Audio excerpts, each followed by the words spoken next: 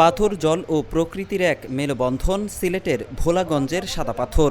অপরূপ সৌন্দর্যে ভরপুর এ জায়গাটি এখন মরুময় প্রান্তরের মতো। লুটপাট করে নিয়ে যাওয়া হয়েছে এখানকার পাথরগুলো। তবে এবার সাদা পাথর এলাকা পরিদর্শনে গিয়েছে দুদকের বিশেষ টিম। এদিকে ১৩ আগস্ট বুধবার সাদা পাথর এলাকা পরিদর্শন শেষে সাংবাদিকদের সঙ্গে কথা বলেন দুর্নীতি দমন কমিশন দুদক সিলেট সমন্বিত জেলা কার্যালয়ের উপপরিচালক রাফি মোহাম্মদ নাজমুস সাদাত। তিনি জানিয়েছেন, স্থানীয় ব্যবসায়ী ও প্রভাবশালীরা যারাই জড়িত থাকুক পাথর লুটে, অনুসন্ধানের পর নেওয়া হবে আইনগত ব্যবস্থা। আমরা যেটা বুঝতে পারছি যে এই সাদা পাথর এলাকায় আসার আগে রাস্তার দুই পাশে অনেকগুলো এরকম পাথর ক্রাশার মেশিন আছে এবং এগুলো দৃশ্যমান অবস্থায় দেখা যাচ্ছে। বড় বড় পাথরগুলো ভেঙে টুকরো টুকরা করা হয়েছে যাতে এগুলো তারা মানে বিভিন্নভাবে পরিবহন করে দেশের বিভিন্ন জায়গায় বিক্রি করতে পারে বা ব্যবসা করতে পারে।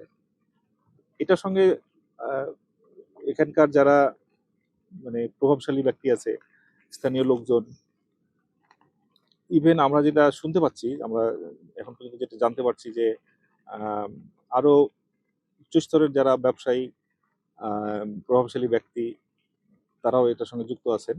আমরা এটা নিয়ে আরো কাজ করব, আমরা এই তথ্যগুলো উদ্ঘাটন করার চেষ্টা করব। এদিকে সাদা পাথর পরিদর্শন শেষে দুদকের বিশেষ টিম জানায়, পাথর লুটপাটে প্রভাবশালী ব্যবসায়ী এবং জড়িতদের দুর্নীতি অনুসন্ধান শুরু করেছেন তারা।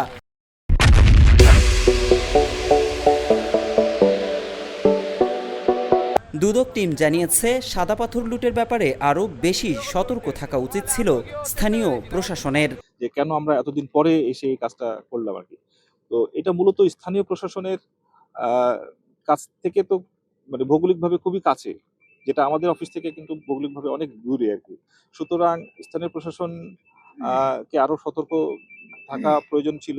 এখানে তাদের সতর্কতা বা তাদের আরো কার্যকর ভূমিকা ছিল বলে আমি মনে করি। দুদক টিম ধারণা করছে, লুট হয়েছে শত শত কোটি টাকার পাথর। দুর্নীতি দমন কমিশন দুদকের সমন্বিত জেলা কার্যালয়ের সহকারী পরিচালক জানান, বিশেষ টিমের মাধ্যমে পরিমাপ করা গেলে জানা যাবে ক্ষতির পরিমাণ। জানান, দুদকের প্রধান কার্যালয়ে পাঠানো হবে সুপারিশ।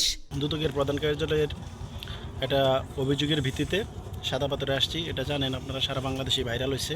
সকল পাথর নিয়ে নিয়েছে লুটপাট করে। প্রতিদিন প্রায়, আমরা এখানে স্থানীয় মানুষের সাথে কথা বলে জানলাম, প্রতিদিন প্রায় 50,000 মানুষ, শ্রমিক এখানে পাথর লুটপাট করছে। এর পিছনে স্থানীয় প্রভাবশালী লোকজন আছে। তবে সাদা পাথরে পাথর হরিলুটের এমন কাণ্ডে ব্যথিত দেশের সাধারণ মানুষ। পর্যটন এলাকাটির সৌন্দর্য ফেরাতে দ্রুতই কার্যকর ব্যবস্থা গ্রহণ এবং জড়িতদের বিরুদ্ধে ব্যবস্থা নেওয়ার দাবি করছেন তারা।